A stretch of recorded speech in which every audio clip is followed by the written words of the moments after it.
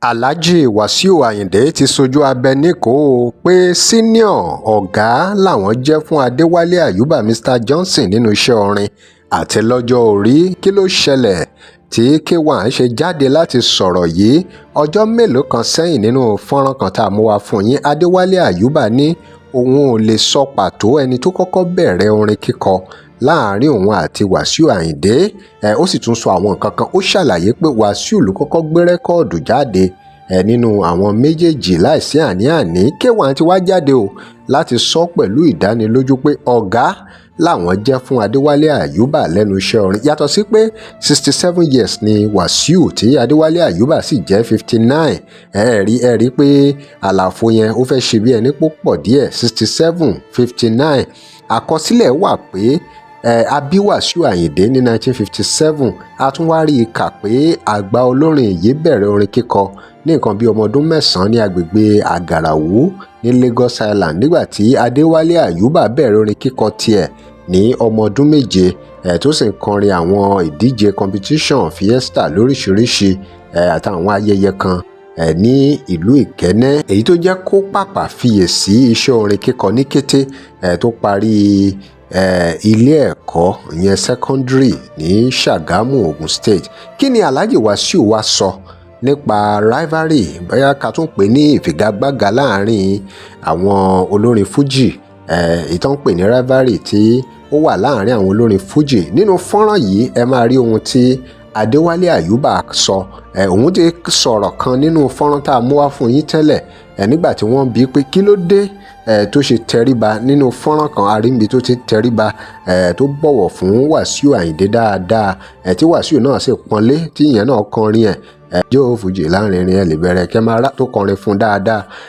Wípé kí ló dé tó ṣe tẹríba fún dáadáa bẹ́ẹ̀ yẹn, pé ìgbà tó dẹ̀ jẹ́ pé àlàfo tó wà láàrin wọn ó dà pé kò tó bí ọdún 10. Pé báwo ló ṣe wá rí bẹ́ẹ̀? Adewale wá sọ ohun tó rí o tó rí lọ́bẹ̀ tó fi wàrú ọwọ́.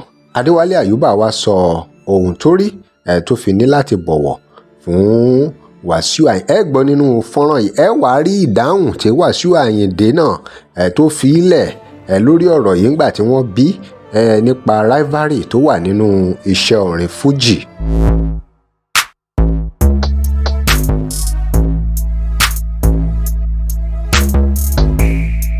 Welcome to CrossBlogX TV.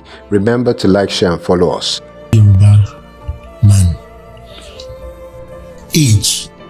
Even if the person is not even older than you, is somebody that. But okay, if I want to talk about his musical life rather than, I say I have to give him respect because he released an album before me. Though I might started music before him, it's only God that knows who started first. Okay. Because it's not the first album that justify where you started from. Some people, they've been doing music for 20 years before they now had the opportunity of releasing an album. Like me now, I started when I was like 7 years of age. And I'm 59. So minus that. I didn't get to the studio until when I was like close to 20 something. 1985. Òun rèé níbi tí Adewale Ayuba ti kọ́kọ́ sọ̀rọ̀ nípa ẹni tó kọ́kọ́ bẹ̀rẹ̀ orin láàrin òun àti K1 the ultimate. Album before mine. Like 84, maybe he had another one. So but I will continue respecting because of the age and that. You are the oldest in the Fuji music business, but maybe Adewale Ayuba. Is there a rivalry between some of you guys? There's a rivalry in every business, but the truth of the matter is, you know what you are doing and where you're coming from. I know one thing: I senior Adewale Ayuba by the length of service, by age. So that's more than enough for me to even look down on rivalry tó wà láàrin àwọn ní Fuji. Just look like a àti ọ̀rọ̀ seniority 30-year-old man and a 6-year-old boy. Adewale Ayuba. When a 6-year-old boy does something to you, 30-year-old man, if you say because what he does, you want to hit him forcibly like that, people will look at, that's too much of you. If that boy there fall you, they say, ooh, you're fall.